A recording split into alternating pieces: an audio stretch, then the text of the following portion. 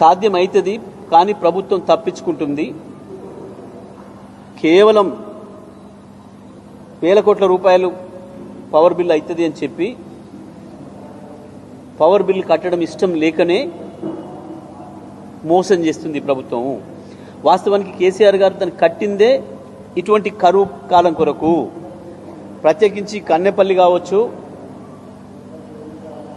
సుందిల్ల అన్నారం కావచ్చు, వాటిని నిర్మాణం చేసిందే పైనుంచి గోదావరి రానప్పుడు, ఎస్ఆర్ఎస్పి పైనుంచి వెళ్ళి వరద రానప్పుడు ఇవి ఉపయోగపడుతుంది ఇది ఆపత్కాలంలో అని చెప్పి ప్రాణహిత మీద తీసుకొచ్చి కట్టిందే ఈ కాలం కొరకు. ఇప్పటికే 150 టీఎంసీల నీళ్ళని మీరు పోగొట్టినరు. వాస్తవానికి మేము చెప్పిన మొదటి రోజు నుంచే గనక కన్నెపల్లి దగ్గర నీళ్ళు ఎత్తడం మీరు ప్రారంభిస్తే ఈ పాటికి ఆ 7 జిల్లాలలో ప్రతి చెరువు నిండా నీళ్లుండేది, ప్రతి చెరువు మత్తడి దునికేది.